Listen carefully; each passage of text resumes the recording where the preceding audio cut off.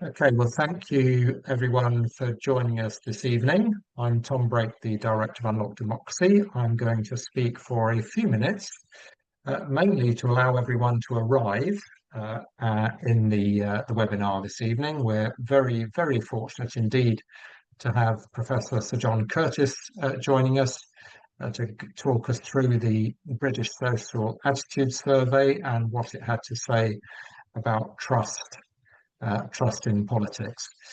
And I hear there may be a bit of an echo on the audio, so I hope that is something that will go away shortly.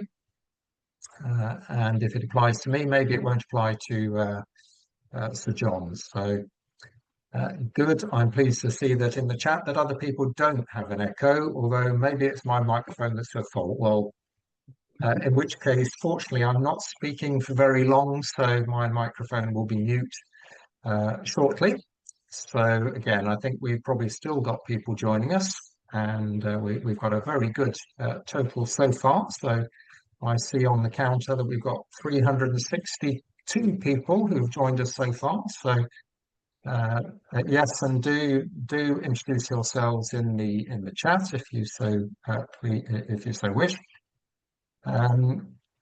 Grace, what does it look like? Does it look as though we've still got more people coming in, or should we kick off? I think we can start. Okay. All right. Well, once again, I'm Tom Brake, the Director of Unlocked Democracy.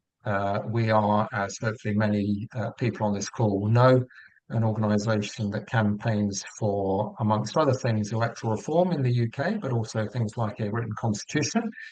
And I'm very pleased that we're able to co-host this event with Make Votes Matter, which again, many of you will be aware of, who campaign specifically on the issue of proportional representation for Westminster, something that we work with them on very closely. So, as I said, we are very, very fortunate to have Professor Sir John Curtice joining us this evening. He is someone who needs no introduction at all, and many of you will have followed his erudite comments on politics over many years. And as I said, we're very lucky to have him joining us. And for the purposes of tonight's exchange, I'm going to hand over to Grace, who's going to take us through the session with John tonight. Grace, over to you. Thanks, Tom. Hello, everyone. I'm Grace Barnett from Unlocked Democracy. So yeah, welcome to this webinar with Professor Sir John Curtice. The format's going to be as follows. So Sir John will start by presenting the findings of the recent British Social Attitudes Survey on democracy, along with some other research that relates to where British democracy is at right now. We'll then follow up with questions from me and then open it up quite quickly to questions from everyone on the call. If you would like to ask a question, please post it in the Q&A box. If you don't know where that is, for me, it's at the bottom of my Zoom screen. There's a button that says Q&A. So hopefully it's the same for everyone. We've also left the chat open for general conversation. So it's great to see people introducing themselves in there. But if you do have a question, the best chance of getting it answered tonight is to put it directly in the Q&A.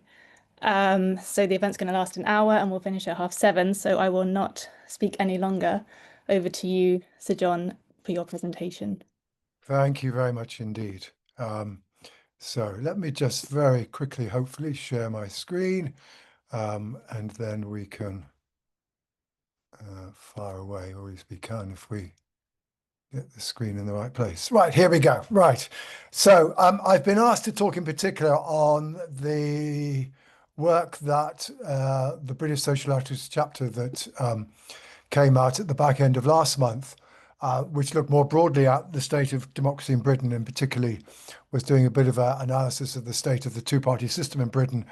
But here I'm focusing in particular on another aspect of the chapter, which is people's perceptions of trust and confidence. And it's much discussed that trust and confidence and how we are governed is at an all-time low. So I'm first of all indeed going to look at the trends in trust and confidence. There are three questions that British Social Attitudes has been asking regularly throughout its over 40 years of survey work on political and social attitudes in Britain. And I'm going to give a little bit of discussion about why some of the reasons as to why trust and confidence are indeed as low as they have been, in particular why they fell once again during the course of the last Parliament. And then I want to come on a little bit to some of the possible consequences, including looking at the impact on electoral reform, how people's levels of trust were reflected in their voting behaviour last year, and also a little bit about turnout. So most of this talk is going to be based on the answers that people have given, both in our most recent survey, which was in the autumn of last year, which in itself was a follow-on from another survey that we did immediately after the election. So sometimes I've therefore got two post-election readings.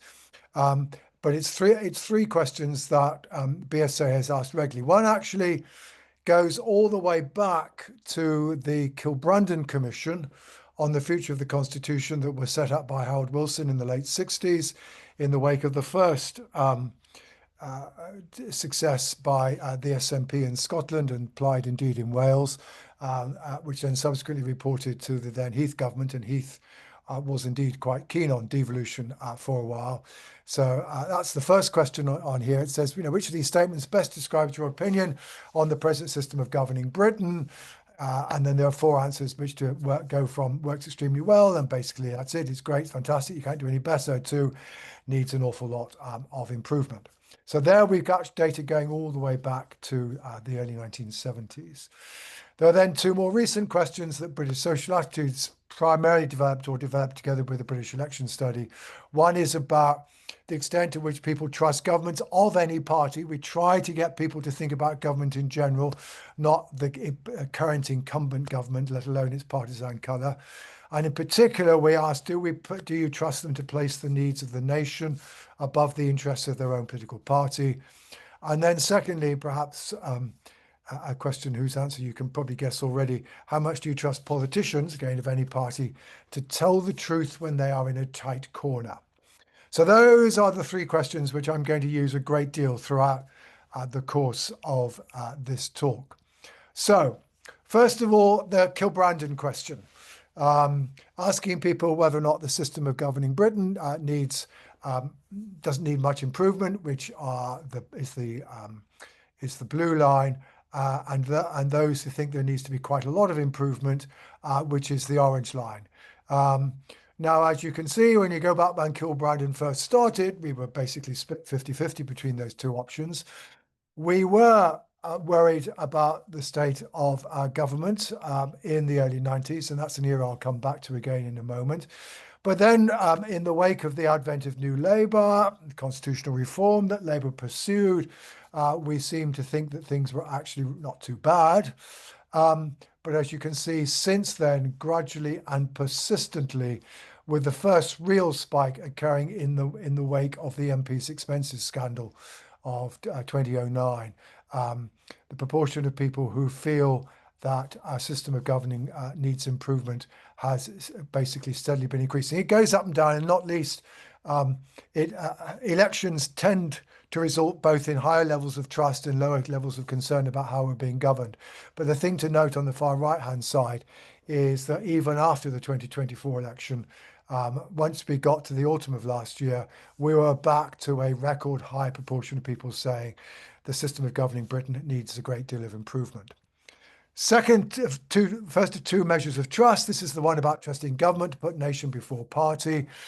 We reckoned, in the late 1980s, when we first started asking this question, far more people were of the view that, you could expect them to do so, than certainly said they almost never trusted governments. There's an option in between, which I've not shown you here for the purposes of clarity.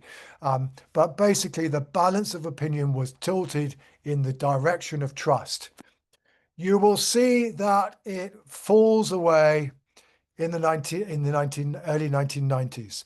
And early 1990s, of course, is when, in the wake of John Major's Back to Basics speech, The question of sleaze entered the lexicon of our politics.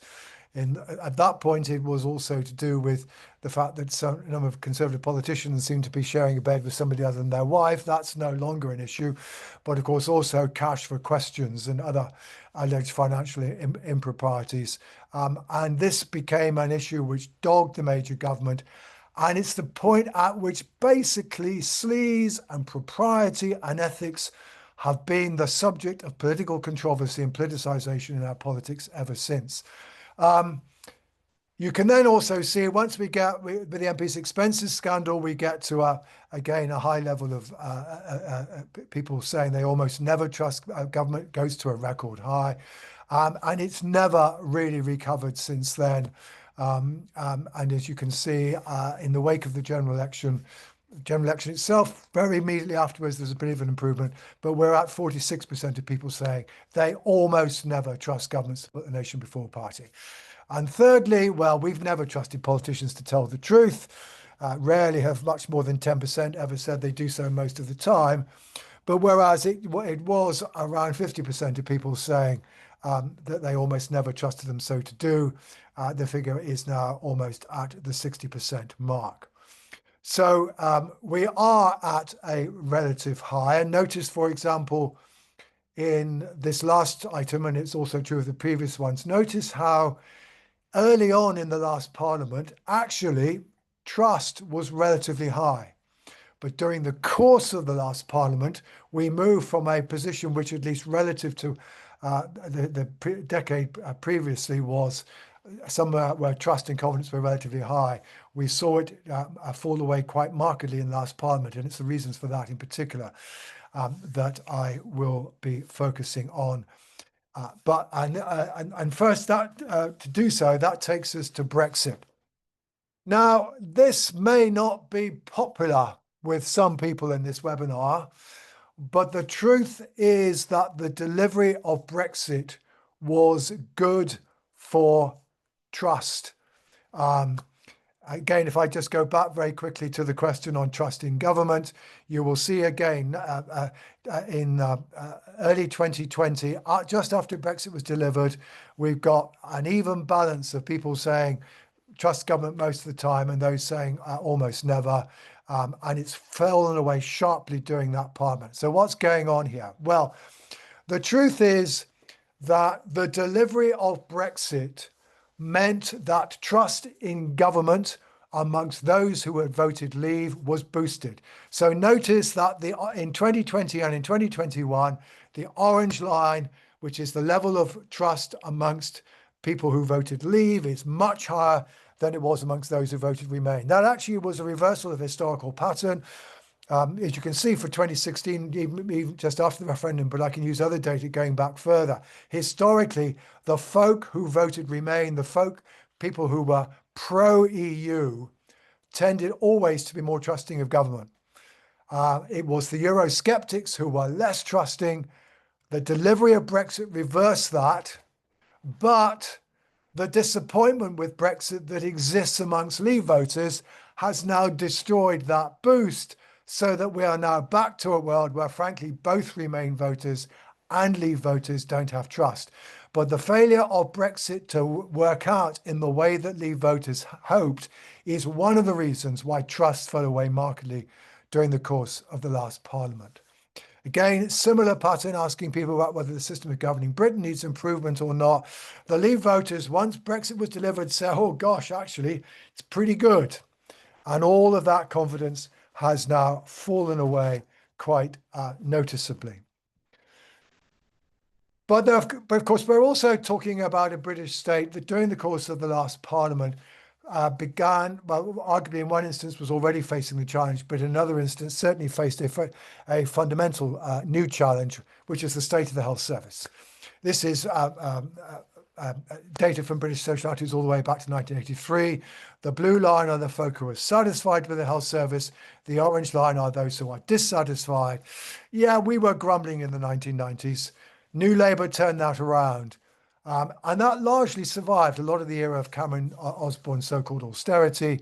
But once the pandemic was over and people began to realize the length of the waiting lists, satisfaction with the health service has fallen over a cliff.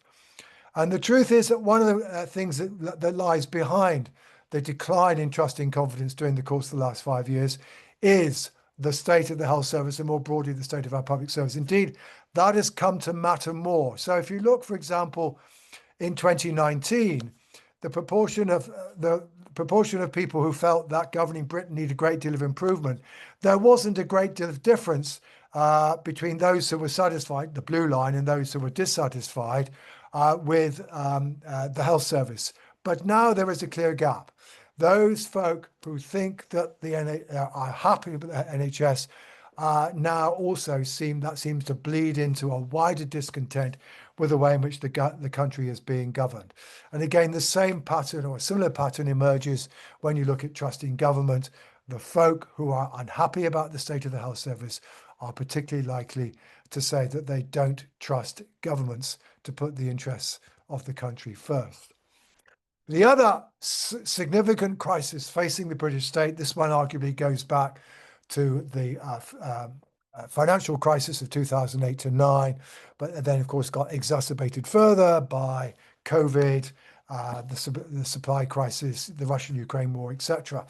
And that is basically the state of the economy, and particularly as exemplified through the so-called cost of living crisis. This is data from British Social Studies from shortly after the financial crash, in which people are being asked, how are you coping on your household income? The blue line are those folk who say they were doing so comfortably. The grey line are those who say they are struggling. And as you will see, the blue line fell away during the course of the last Parliament, and the grey line increased. Other economic data show a similar high level of pessimism about the economy during the course of the last Parliament. And as you can see, certainly so far as whether or not the system of governing Britain needs improvement or whether people trust governments, the folk who are struggling on their income, who are now more numerous, are more likely to lack trust and confidence on at least two of our measures in the way in which the country is being governed. So there are three things. This issue of trust and confidence isn't just to do with political process, although, of course, what I've not talked about, because you can't nail it down with this kind of analysis, but of course is also part of the story, is Partygate and the fact that there was this disjuncture between both, well, how Number 10 interpreted the COVID regulations, but then thereafter the fact that eventually even Tory MPs decided that the relationship between the former Prime Minister and the truth was too loose. And that is also clearly part of the backdrop that we are now at. Okay, so what about consequences of all of this?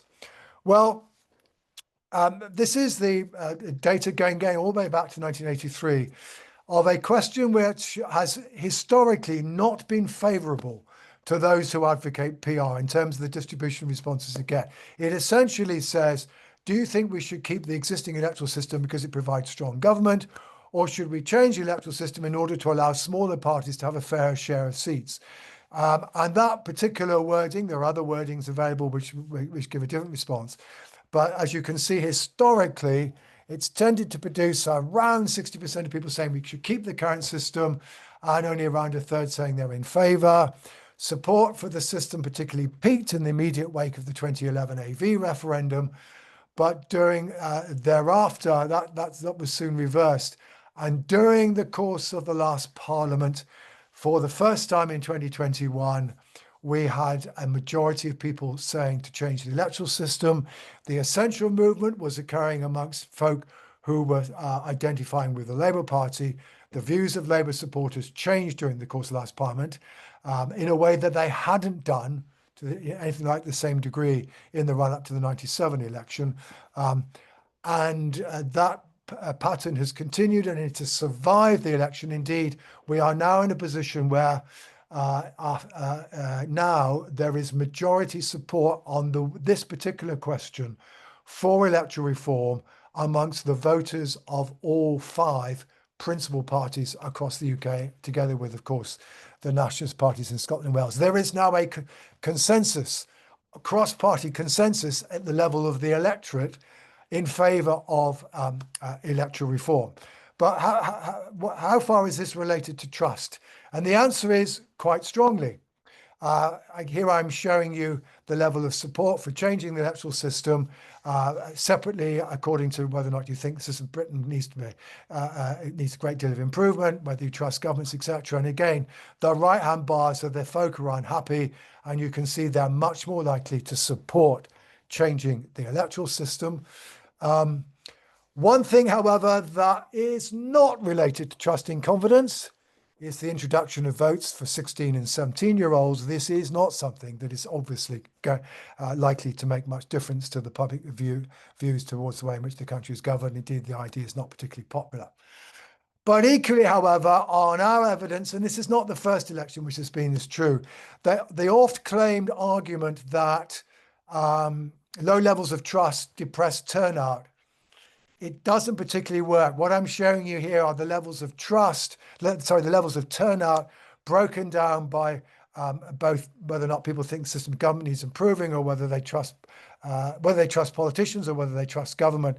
And you can see there is very little difference in the level of reported turnout. And the position's been much the same at previous elections as well. There are, of course, two things you can do if you're distrustful. One, of course, is exit. The other is to exercise your voice. And I will show you in a moment one of the ways, well, indeed, this might come on to now, show you how indeed people did use voice in order to express their discontent. This is how people voted, broken down by whether or not they trust governments most of the time. Those are the blue bars, or they almost never trust governments. These are the orange bars. And what I invite you to note is the high level of support for reform amongst the people who do not trust the government. And also there is some indication of that as well in the character of support for the Greens. The Labour Party, in contrast, was actually supported by the folk who are relatively happy with the way in which Britain's been governed. Now, some of this almost undoubtedly will be now a reflection of the fact that Labour are in power, but that doesn't seem to be the whole explanation.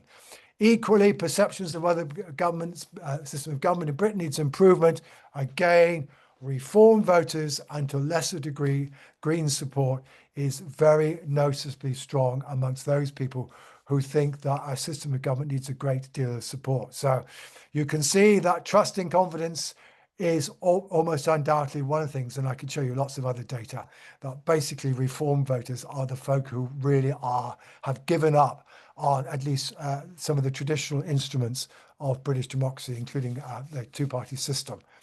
So, yep, there are very low levels of trust and confidence. The 2024 election, unlike other previous elections, has done very little to reverse the long-term trend. There was at best only a short-term improvement, which had disappeared by the autumn.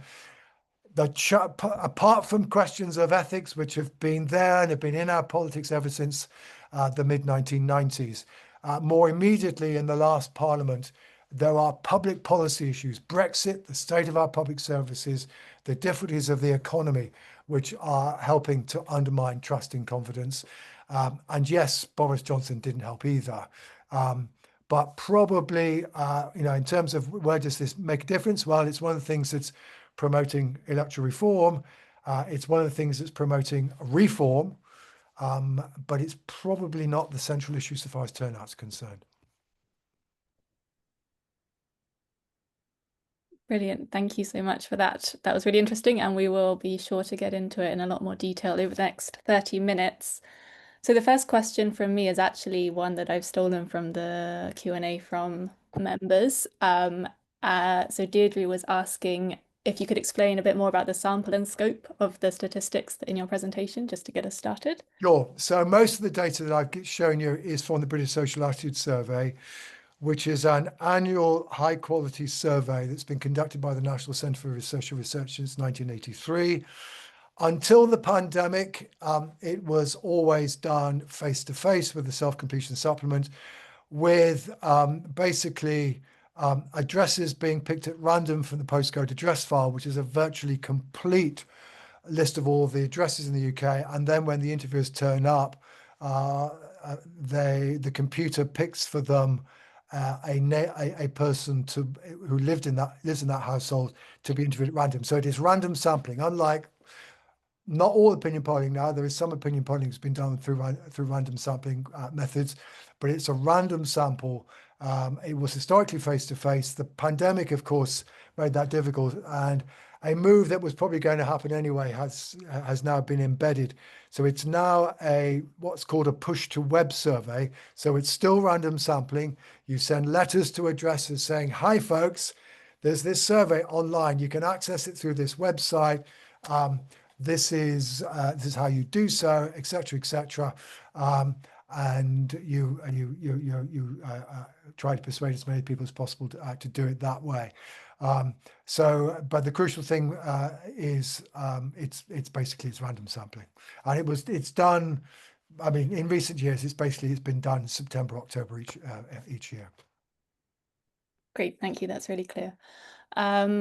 So the next question from me is, so you've outlined clearly in your presentation that there's a crisis of trust in our politics at the moment.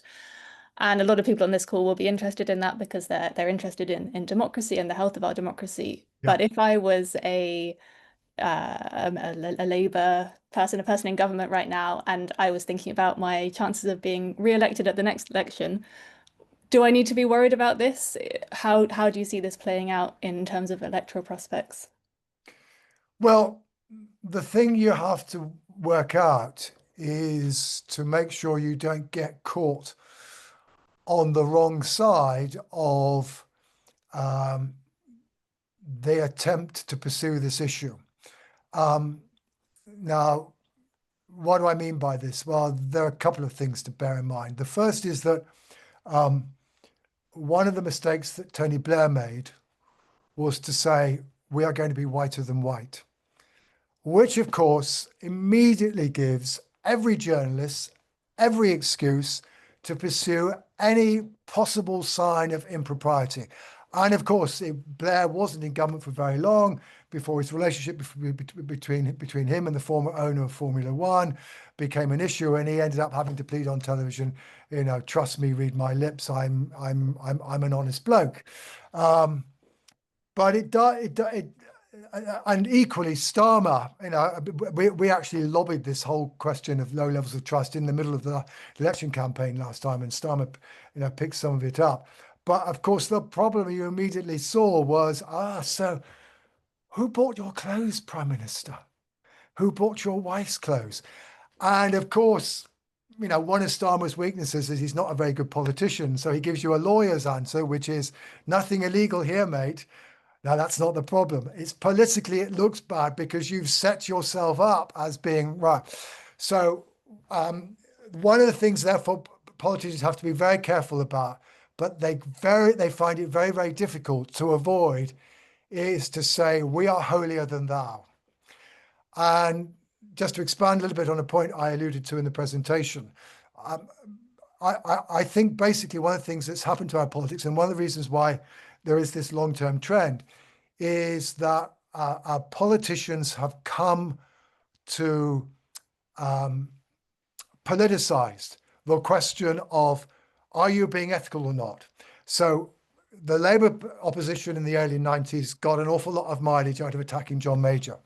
Inevitably, therefore, almost inevitably, the Conservative Party were very, very keen to return the compliment. So you then start to see how when, for example, there was the former health minister whose name I have forgotten, Stephen, whatever he was called, he ended up having to resign over some doubtful ethical issue. And then, of course, in the end, it ended up with the whole MP's expenses scandal. But the point is, what you now find is that if a politician on one side of the aisle is, found to be not filled in their forms for the Electoral Commission properly, or not declared their return properly, etc., etc., the opposition just pile in and say, resign, resign. And I think it's a classic case of individual rationality and collective irrationality, because for politicians as a class to focus on individual behavior and make it a political football is not a way of helping to ensure that the public are going to have confidence in you as a class, which is one of the reasons why I take the view that tightening the regulation of politics isn't necessarily going to help at all. Because when you tighten the regulation in politics, what you end up doing is creating tripwires for people to fall over.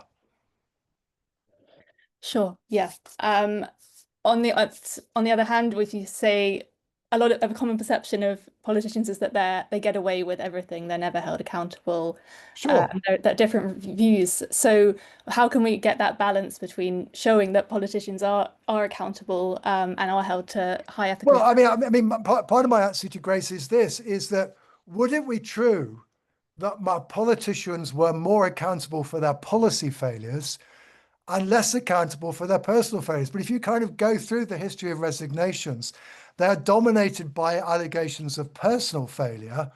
But how many politicians have resigned because the policy they pursued has been a failure? Sure, yeah. And I think that's where our accountability is lacking. We are focusing on individual behavior. And for reasons, of course, the point is individual behavior failure is easy to dramatize. It has human interest. There is a fairly easy train of cause and effect. Whereas policy failure is much bigger, takes much longer to demonstrate, and of course is the line of cause and effect is much greater. But at the end of the day, policy failure costs this country much more than does personal failure. Sure. Thank you. So that brings me nicely onto a question from Jill, who's in the audience. She asked how, hang on, I just need to find it. Yeah. So we're talking a lot about lack of trust in the political class, but I was thinking, is there also a crisis of trust in sort of authority figures and institutions more broadly? And Jill asked, how does the UK public feel about fairness in terms of taxation? And she uses the example of the perception that the super rich all live in tax havens and dodge tax and so on. Can you remind me of the first point you made? Sorry. I was just wondering if this declining trust in politicians is part of a broader decline in trust in institutions. Well, short answer. It's certainly not associated with a decline in interpersonal trust. You ask people whether or not you trust other people or not, the proportion of people who say they do, it doesn't show any great long-term trend. It's only around 50% or so, but there's no great long-term trend. There are some institutions which are definitely trusted much less than they once were. Indeed, I think the biggest turnaround in British social attitudes in its 40 years of history is that in the 1980s, 90% of us trusted banks. And in the immediate wake of the financial crash, only 10% of us did so. Whereas in contrast, trade unions, which used to be very heavily distrusted, they're still not highly trusted, but they're more trusted than they were. University professors are still trusted. Journalists are not. It's difficult to argue that there is. I mean, particular institutions lose trust for particular reasons.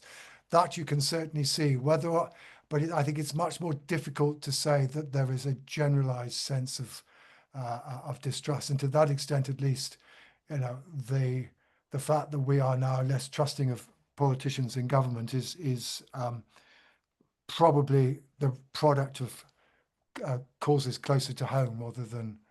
Anyway. I mean, that said, I think what one always feels about trust and confidence, of course, is that. Yeah, I mean, again, you said we should hold people accountable. Well, look, you hold people. If you want to hold people accountable, you are to some degree always going to withhold a degree of trust, right? And that one of the things about trust is that, well, actually, the reasons why we want relatively high levels of trust are basically because if we don't have high levels of trust, it's very difficult for the state to get compliance with what it wants people to do, and that was particularly concerned during the COVID pandemic.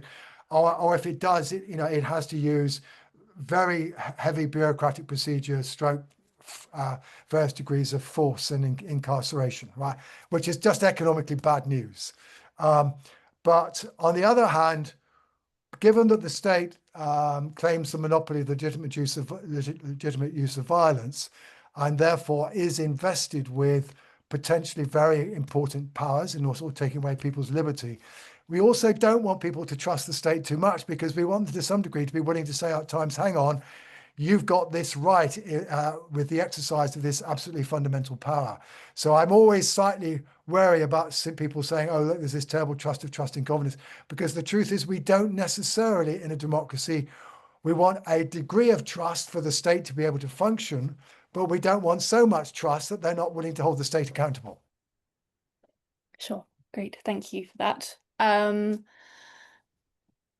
Thinking on the point you made in your presentation about how the people who have the lowest trust in the current system were that those people are strongly represented among reform supporters, as in Reform UK supporters, and to a lesser extent the Green Party. So these challenger parties are doing well out of this crisis in trust. But to what extent would you say that is because they have not yet had the chance to disappoint people in office, and there is a limit to their success as they are exposed more to the publicity that comes with being in office and having to deliver? Well, that of course is one of the challenges that faces reform in the wake of their success in the county council elections, and may face them further after next year's local and devolved elections. But I think the crucial point, I mean, the crucial message that came out of the 2024 election was anybody but the Tories, right? The one thing the electorate want to do. So you're talking about a party which is now the principal opposition party, whose reputation, whose brand has been seriously damaged by the last 5 years. It was dealt a bad hand, but it played it very, very badly. But the Labour government, Labour were elected despite a lack of enthusiasm rather than because of an obvious high degree of enthusiasm. It's a record low share of the vote. People did not know what Labour stood for. Starmer has never been popular. So there was always a question staring you in the face after the 2024 election. So if Labour can't indeed turn things around fairly quickly, and some of us were kind of sceptical about the degree of optimism that Labour were expressing during the election campaign, if they can't turn it around fairly quickly, well, where are those votes going to go? Well, they're not going to go to the Tories. And the question is, do they go to the Dems, do they go to the Greens, or do they go to the Reform? Well, the answer has been, well, actually, it's been all three of those. But the fact that the Tory party is being, I mean, a lot of the support for Reform, even now, is still coming off the Conservative Party, who's, in which people have no confidence at all.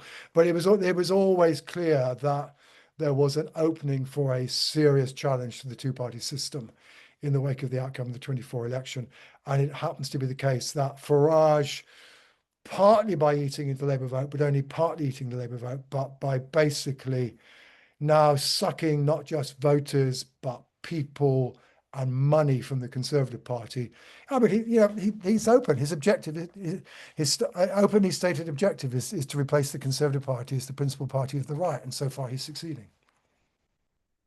Sure. Thank you for that. But we are talking about a group of deeply discontented voters. And the point you have to understand about Farage, and we can argue about whether he's got solutions, but Farage is absolutely brilliant at articulating the concerns of a particular section of the electorate. He's brilliant at it. Sure, that's true. So one more question from me, and that is about the finding of the BSA 2025 survey about the two-party system and the fragmentation of the vote. Yes. Is the two-party system over for good? Can you see it, is it going through a transitional phase and it's going to reemerge looking somewhat different, but still two parties? Can we possibly know? Well, we can't. I think all we can do is to diagnose where we're at, and I think, as I've already indicated, I think the question that was, I mean, despite Labour's majority of 174, the fundamental question that was left hanging by the 2024 election was, were we beginning to see the beginning of the end of the traditional conservative Labour dominance of our politics? Now, of course, the first thing immediately anybody can say, well, look, we've been here before. The SDP Liberal Alliance, late 1981, early 1982. To some degree, even the, I agree with Nick phenomenon during the course of the 2010 election campaign. Or indeed, as people tend to forget, the relatively high standing of the Brexit Party and the Liberal Democrats collectively in the spring of 2019. However, I think there are certain, I would certainly point to two fundamental qualitative reasons as to why where we're at now is probably more of a challenge. The first is a little too noticed feature of the 2024 election, which is that it was the first election in British electoral history at which 5 political parties fought virtually everywhere for the first time. We had 4 in 2015. This time we've got 5. And of course, one of the crucial things that Reform are doing is they're now creating a party organisation. And they were very, very successful in the county council elections in finding people to stand. Once you've created a party organisation, you are much more likely to survive. As I put it, one of the reasons why the Liberal Democrats survived the electoral fallout from the coalition is at least there was still one man, one woman, and a dog willing to put up a Liberal Democrat candidate everywhere during the darkest days. The Greens have a party organisation pretty much everywhere, right? So that's not something that is, and so the fundamental failure of the Eurosceptic movement hitherto has been that failure to create that permanent organisation. We're looking to see whether Reform do it. So that's thing number one. The other thing is that despite Labour's attempt to reconnect with working class voters, no discernible progress at all in the last parliament. So therefore, we are in a world still where the link between that historic link in British voting behaviour between social class and voting Conservative Labour, it's still not there. There is no relationship at all. The party that relatively speaking is most successful amongst working class voters is Reform, and if any party is relatively popular amongst middle class voters, it's the Liberal Democrats and the Greens, right? And this is a completely, and so therefore the traditional anchors of the two-party system, the traditional demographic anchor, it isn't there anymore. And arguably that's one of the reasons, because in the end, I mean, essentially what Nigel Farage has done is he's been able to take that relatively new coalition of voters that Boris Johnson put together in 2019 and gave him victory, which was essentially a group of pro-Leave voters. Nigel Farage has taken that coalition away from the Tories. Support for the Tories amongst Leave voters is now barely any higher than it was amongst Remain voters. It is Reform. Support for Reform is at 50% amongst Leave voters. They have basically taken the Johnsonian coalition. But the point is, because the Conservatives had a very different coalition in 2019, they've not been able to keep it. So they're anchorless. They have neither their new coalition or their old coalition. And Labour equally, the Labour, I mean, again, it's worth remembering, where is Labour's core vote now? It's amongst young middle-class professionals living in London. London is the part of the UK where Labour's vote was highest at the last general election. This is so we are the traditional foundations of Conservative and Labour politics are not there. Now, there's no guarantee as to where all this will fall out, and it may just be that Reform replace the Tories, for example. But it is a pretty fundamental change. And I think the other thing which is now very clearly changed, and why Labour are finding it difficult, is that neither Conservative nor Labour now can assume that there are no enemies to the left and no enemies to their right. Irrespective of Corbyn, which I've seen going across in the chat, the Greens have already been taking voters to the left of the Labour Party, to amongst the very socially liberal voters. It was very clear, particularly amongst younger voters, the last election.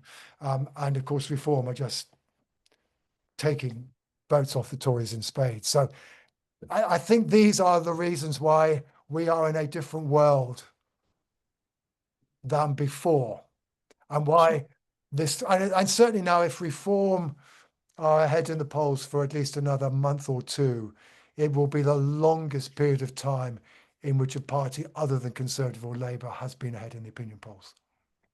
Yeah, most definitely.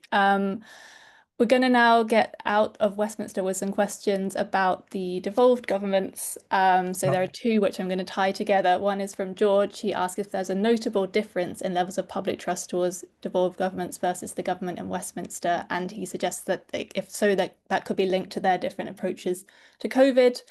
And another question was about Scottish independence. Do you think it will ever happen? That's from Daniel, and he says the answer will help him with his homework for his politics higher paper. So, okay, right. It's a while since we have asked in Scotland. There's a separate Scottish Sociality survey. It's a while since we've asked in Scotland the questions that I've been using from the British Sociality survey. What we have asked, however, we're really going all the way back to the advent of devolution, is to ask people the extent to which they trust the UK government to do various things, and the extent to which they trust the Scottish government to do various things. And the truth is, it's still the case that there is what some people in trade call a halo effect. The Scottish government is always, there is a higher level of trust in Scotland in the Scottish government than there is in the UK government. That's persistent. It's hardly surprising, but it's very, very clearly there. And even though at the moment we are in a position where basically both the UK government and the Scottish government, in terms of their policy performance, are relatively unpopular north of the border, the Scottish government still comes out rather better than the UK government. So I think the point there is that because you've got a set of political institutions that are the closest thing to recognizing the distinct nationality that people in Scotland feel, the issue of trust is a somewhat different one. Scots independence, well, is it ever going to happen? Well, we're still in a world where nearly 50% of people want to leave the union. The issue's not gone away. Will it happen? Well, it will. It will. The two things that now matter are the outcome. The outcome of the 2026 Holyrood election, whether or not there is still a pro-independence majority after the election, and that is very much looking 50-50. Because if there isn't a majority at Holyrood, there won't be an independence referendum for another 5 years, because you've got to get a majority at Holyrood. Then the question is what happens in 2029, and the crucial thing is whether or not we find ourselves in a situation where the SNP have leverage in a hung parliament. And I've always taken the view that both another referendum on changing the electoral system and another referendum on Scottish independence lie in the hands of a hung parliament, and whether or not we find ourselves in a situation that Cameron found himself in 2010 is, despite the public rhetoric, if you don't do the deal, you're out on your ear. That said, of course, one of the interesting things about that is that the sequencing could be crucial. Under the current electoral system, the SNP are much more likely to have leverage at Westminster than if we switch to PR. Under PR, it's going to be much more difficult for the SNP ever to get leverage at Westminster. So if we have PR first, then the ability of the SNP to foist another independence referendum on Westminster becomes much more difficult. But I mean, all of that said, I think there is now a realization inside the nationalist movement that basically they need to get the numbers in support of independence up above 50%, and that basically, you should really only hold referendums when you know what the answer is going to be. And at the moment, nobody knows what the answer would be. So, I mean, the other thing, of course, to realise it's also tied up with Brexit. The reason why support for independence is as high as it is now in Scotland is that people who want to be inside the EU are in favour of independence, and the folk who are happy being outside the EU are not. And that's a change from 10 years ago. Thank you. So we got 10 minutes to go, so I'm going to try and squeeze in 2 more rounds. The first one, or the first round, is about money in politics. So lots of people are asking about this in the chat off the back of Labour's announced reforms this month. What is the state of public opinion regarding money in politics? Are they skeptical of the influence of big donors? Do they support a cap on donations? And people are asking also about state funding. Is that in any way popular as a proposal? It's a long time since anybody's asked about state funding.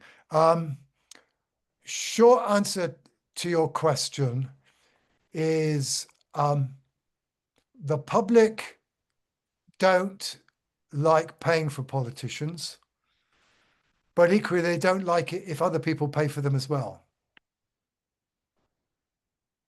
Okay, I mean it's spending money on politics and political parties and increasing MP salaries and all the rest of it. It's never popular. And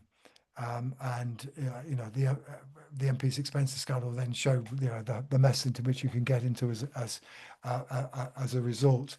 But to be honest, is there a particular concern about the issue of whether the minister is going to take their redundancy money is always raised when somebody resigns for a personal issue. It's not going to transform people's views of how the country is being run. Okay, and it creates yet another potential political football because people will say, "Oh, you're going to take the money. You're going to take the money." Right. Could Yeah. do, right? So, sorry, carry on. So it's not clear to me that it's going to do any particular advantage. I mean, at the end of the day, I mean, I think the point about my talk is that if you want to get the public's confidence back in the way in which this country is governed, you've got to improve the country's performance on the crucial substantive measures. You're talking about a society where too many people say to themselves, A, am I going to be able to feed my kids tonight? And B, if I fall ill, will I be able to get health care speedily enough? Those are two fundamental existential questions that far too many people face at the moment. And until we can turn that around, we are going to doubt. I mean, I think there is frankly a doubt about the capacity of the British state to deliver. Sure. Yeah. So this might be the last question, but we might be able to squeeze one more in afterwards. This is a follow-up on what we were talking about around voter fragmentation a few minutes ago. So you said that we're in a different world than before. So given that statement, what are the arguments for first past the post? And would the alternatives help us to get out of this situation where elections are not restoring trust? Take it away. Yeah, okay, right, fine. So I'm a long-standing critic of the single-member party electoral system, but that's because I am doubtful about the merits of an electoral system where the relationship between seats and votes is a function of the geography of support, the importance of which was completely and dramatically demonstrated in 2024. All right. The Labour Party now has this incredibly geographically evenly spread vote, as do the Conservatives. For Labour, that's good news. For the Tories, it's bad news. The Liberal Democrats now have this remarkably geographically concentrated vote for the first time in their lives. And as a third party, that is good news. But this is all to do with geography, right? I think there is an argument in favour of majoritarian electoral systems, but they need to be systematically majoritarian. e.g. Italy, e.g. Greece, whereby you basically guarantee whoever wins either a majority or a large chunk of seats, which probably helps to ensure that they get a majority, right? There's a perfectly reasonable intellectual argument in favor of that. It, of course, becomes more difficult to sustain that, however, if your electoral politics becomes more fragmented and winners are at 30, 34, 35%. I mean, any kind of majoritarian system begins to look more questionable at that kind of level. Would I necessarily expect that trust to suddenly rebound if we change the electoral system? To be honest, no. Just bear in mind, it would depend on the character. It depends on whether or not what emerges out of an election coming out of PR is whether you can get a system of stable government. Now, that's not impossible, all right? Okay. But, we also know from people's reactions to the Brexit impasse in Parliament in 2019 is that people don't like it if they think that basically nothing is capable of getting done because Parliament votes down all possible options, all right? Again, it comes back to performance. There's a little bit of evidence to suggest that PR systems are associated with slightly higher levels of trust, but the pudding's not to be over-egged. Sure, yeah. Stability and delivery seem to be coming out on top tonight. So that we actually do have time for one more question, which links in quite nicely talking about other countries. So John asks that most of the analysis tonight has been founded on domestic evidence. Sure. Do we have any data from other countries that tells us is the UK alone in this predicament? What can we learn from other liberal? Well, the UK is not alone in the predicaments that underlie the challenge of trust and confidence, and it's not unique in seeing the rise of challenger parties. Indeed, actually, the UK has hitherto been unique in virtually all of the countries of what we used to call Western Europe before the fall of the Berlin Wall, in still actually having the same party system. Virtually everywhere else, it's changed, right? And the challenger parties have become crucial parts of the fabric. I mean, even Macron, right? Completely new party he founded, right? Being opposed by another relatively upstart challenger party in the form of Madame Le Pen. Germany, the rise of the right, but its politics has been fragmented for years. Britain seemed to stand out as the one place where it didn't, and the electoral system seemed to be able to insulate it against these things. Now that no longer seems to be the case.